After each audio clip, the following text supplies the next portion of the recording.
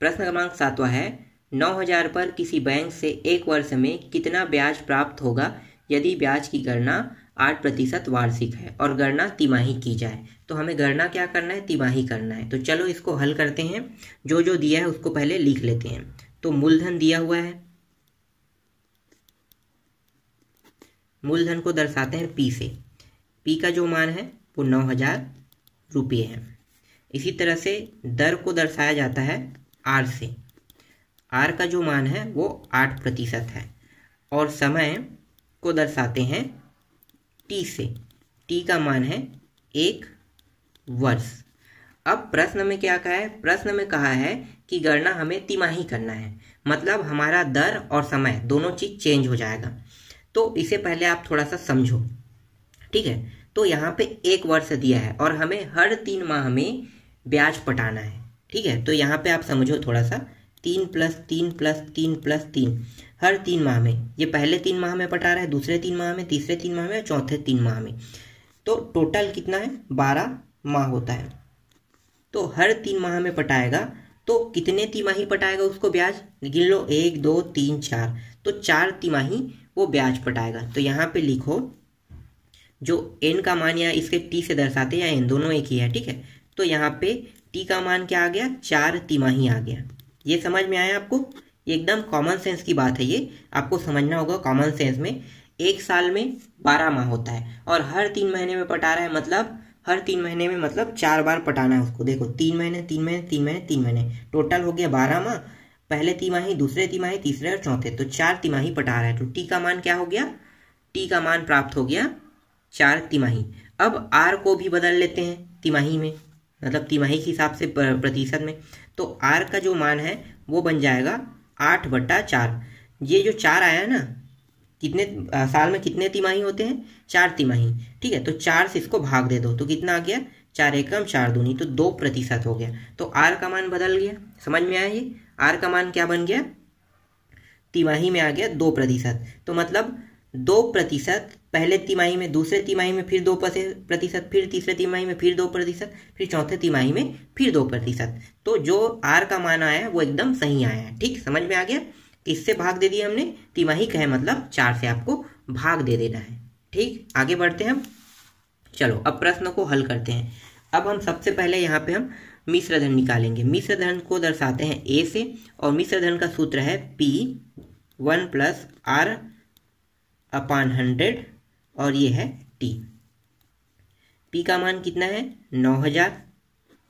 1 + R का मान कितना है, 2%/100 और T का मान 4 तिमाही। बस आगे हमें क्या करना है, हल करते जाना है। तो ये हो गया 9,000, ये 2 एकम 2 50, 50 एकम 50 और 1 51, 51/50 और ये आ गया 4। ये हो गया 9,000 गुणित 51/50 गुणित 51/50 गुणित 51/50 गुणित 51/50। अब इस पूरे मान को अगर मैं 9,000 51 51 51 51 इन सबको गुणा कर दूंगा, तो गुणा करने के बाद इस नीचे वाले को भी गुणा करके भाग दे देंगे, तो टोटल जो मान आएगा उसको मैं डायरेक्ट यहाँ पे लिख लेता हूँ, ठीक है। तो ए का जो मान प्राप्त हो जाएगा वो हमें प्राप्त हो जाएगा 9,741.88 रुपया प्राप्त होगा, ठीक है। इसको कट फिट करने पे ये मान आएगा, मैं डायरेक्ट रख रहा हूँ इस बार, क्योंकि अगर मैं ऐसा नहीं करूँगा तो बहुत समय लगेगा हल करने में, ठीक है। तो आप लोग काट फिट कर लेना, जो आंसर आएगा वो यही आएगा। चलो आगे हल करते हैं। इसके बाद यहाँ पे हमारे पास प्राप्त हो गया मिश्र धन। इस मिश्र धन के मान को हम चक्रवृद्धि ब्याज के सूत्र में रखेंगे। चक्रवृद्धि ब्याज का सूत्र क्या है, CI। चक्रवृद्धि ब्याज को दर्शाते हैं CI से, मिश्र धन को A से और मूलधन को P से। मानों को रख दो, तो मिश्र धन का मान है 9,741.88 और मूलधन है 9,000। घटा दो तो घटाने पे प्राप्त हो रहा है ये 8, ये भी 8, ये 1 4 और 7, 741.88 रुपया प्राप्त हो रहा है चक्रवृद्धि ब्याज। यही इसका आंसर है। चलो अब 8वां प्रश्न देखते हैं। तो 8वां प्रश्न है 3,500 का 15% वार्षिक ब्याज की दर से 1 वर्ष का चक्रवृद्धि ब्याज ज्ञात कीजिए। यदि ब्याज की गणना अर्धवार्षिक हो। इस बार क्या का है, अर्धवार्षिक का है। तो पहले मूलधन लिख लेते हैं, मूलधन को दर्शाते हैं पी से। पी का जो मान है वो दिया हुआ है 3,500 रुपया दिया हुआ है। आर का मान दिया हुआ है 15% और टी का मान दिया है, टी को समय से दर्शाते हैं, टी का मान है 1 वर्ष। और हमें ब्याज की गणना किस में करना है, अर्धवार्षिक करना है। तो अर्धवार्षिक करेंगे मतलब क्या होगा, ये चेंज हो जाएगा। ठीक है, तो फिर इसको समझो। अर्धवार्षिक मतलब क्या है, 6 माह में पटाना। तो 6 माह प्लस 6 माह कितना हो गया, 12 माह हो गए। तो पहले 6 माह दूसरे 6 माह, तो पहले 6 माह दूसरे 6 माह मतलब 2 बार हमें पटाना है। तो यहाँ पे टी का जो मान आ गया वो कितना आ गया, 2 छमाही आ गया। ठीक, समझ में आ गया, 1 और 2, तो 2 छमाही।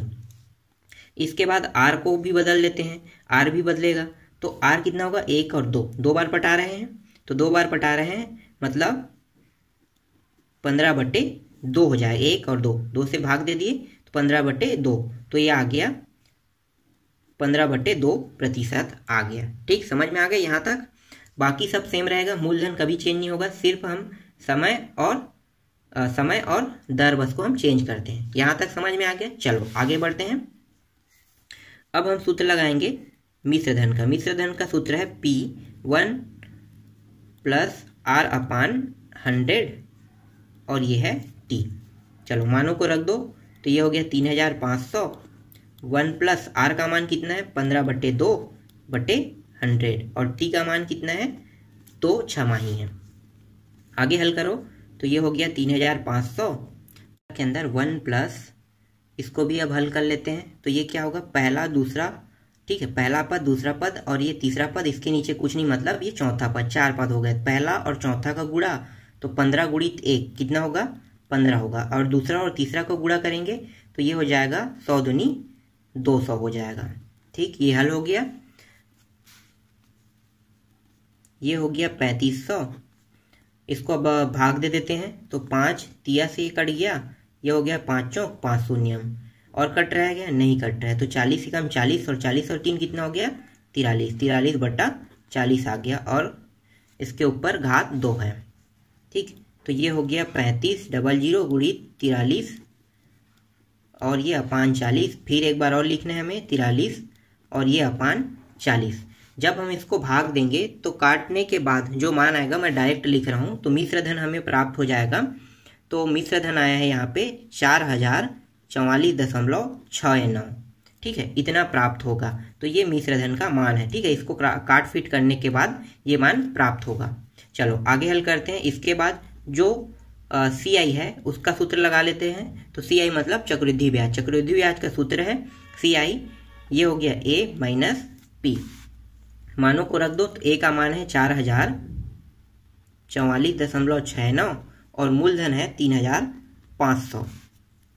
घटा दो, तो घटाने पे ये प्राप्त होगा 96 और यहाँ पे आ गया 4, यहाँ पे कितना है, 0 है ना, तो यहाँ पे 4 है, यहाँ भी 4 आएगा और ये हो जाएगा 5। ठीक है, 544.69 प्राप्त होगा CI, यही इसका आंसर है। ठीक, समझ में आ गया ये भी प्रश्न। इसमें जो मेन पॉइंट था वो आप लोगों को समझने के लिए, वो सबसे मेन पॉइंट क्या है कि आपको 6 माही तिमाही कैसे निकालना है, और उसी हिसाब से आपको बाकी हल तो आपको पता ही होगा, बस आपको 6 माही तिमाही को बैठाना है। चलो आगे और कुछ प्रश्न देख लेते हैं, आपको समझ में आ जाएगा। चलो 9वां प्रश्न अब हल कर लेते हैं। एक व्यक्ति ने 25,000 उधार लिए। यदि ब्याज की दर 20% वार्षिक हो और ब्याज की गणना अर्धवार्षिक की जाए तो 1 वर्ष बाद कितनी धनराशि चुकाई जाएगी। 1 वर्ष बाद कितनी धनराशि, और ब्याज की गणना क्या है, अर्धवार्षिक है। तो यहाँ पे जो मूलधन है वो कितना है, 25,000। मूलधन में किसी भी प्रकार की चेंजेस नहीं होता है। दर जो है यहाँ पे जो दिया हुआ है वो 20% वार्षिक अभी दिया हुआ है, और समय भी जो है वो वार्षिक रख लेते हैं। वार्षिक क्या है, 1 वर्ष। लेकिन हमें ब्याज की गणना क्या करना है, ब्याज की गणना 6 माह ही करना है, मतलब हर 6 माह में एक बार ब्याज पटाना है। ठीक है, तो माह कितना होते हैं, 12 माह होते हैं। 6 माह में एक बार, 6 माह में दूसरी बार, तो 2 बार पटाएंगे तो T का मान क्या हो जाएगा, 2 छमाही हो जाएगा। ठीक, समझ में आ गया, 1 और 2, तो टी का मान 2 छमाही, तो आर भी चेंज हो जाएगा। आर कितना होगा 20/1 और 2, 2 बार पटा रहे हैं तो 2 से आप इसे भाग दे दो, तो ये हो जाएगा 2 एकम 2, 2 शून्यम, 10% आ गया। ठीक, यहाँ तक निकल गया, समझ में आया आपको। चलो आगे हल करते हैं हम। अब सिंपल सा जैसे हम हल करते थे वैसे ही हल करेंगे। a बराबर p 1 प्लस r/100 और ये रहा t। सूत्र है, मानों को रख दो, तो p का जो मान है वो 25,000 है। 1 प्लस r का मान कितना है 10 है, और यहाँ पे 100, और t का मान कितना है 2, तो ये हो गया 25,000। ये कट गया, 10 एकम 10, 11, 11/10 2। ठीक है, आगे हल करते हैं। ये हो गया 25,000 गुणित 11/10 गुणित 11/10।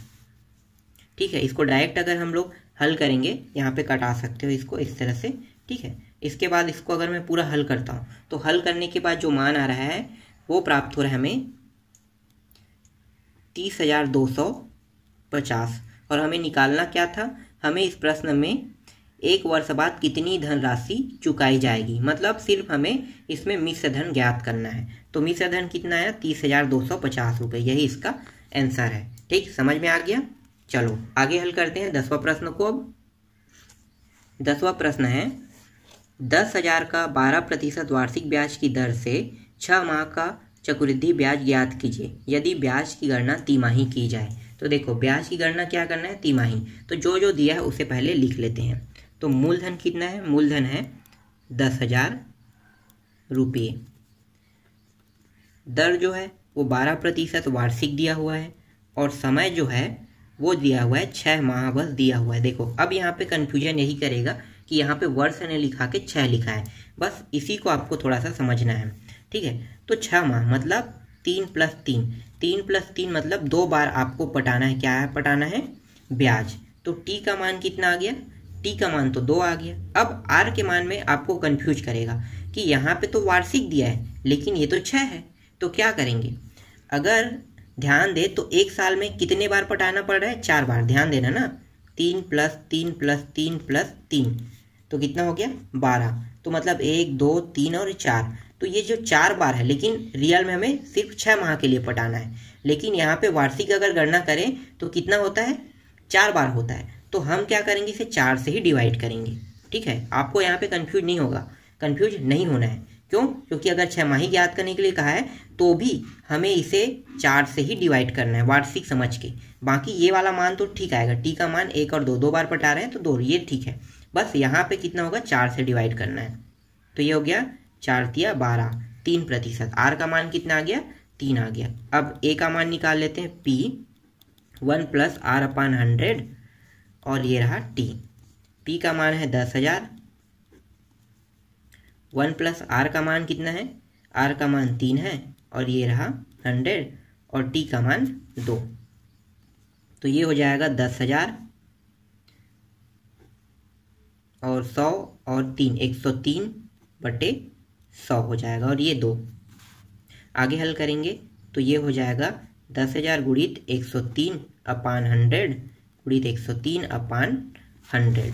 ठीक है, इसे भी मैं डायरेक्ट कटा देता हूँ, डायरेक्ट मान रख देता हूँ। तो इसका जो वो आ जाएगा 10,609 रुपये आ जाएगा। तो ए का मान प्राप्त हो गया 10,609 रुपये। अब हमें इसमें निकालना है CI निकालना है।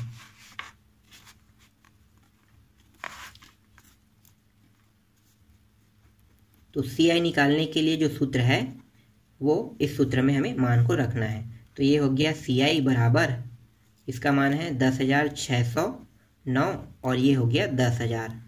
घटा देंगे तो कितना प्राप्त होगा, 609 रुपये प्राप्त होगा। तो चक्रवृद्धि ब्याज कितना निकलेगा, 609 रुपये। यही इसका आंसर है। ठीक, समझ में आ गई ये। बस मैंने एक ही जगह बस शॉर्टकट किया है, कहाँ पे, जहाँ पे मैंने डायरेक्ट मिश्र धन का मान यहाँ पे रखा हूँ, वहीं पर बस डायरेक्ट हल किया हूँ। बाकी पूरा हल बहुत ही आसान है, आप हल कर सकते हो। ठीक, तो इस तरह से 10वां प्रश्न भी कंप्लीट हो गया।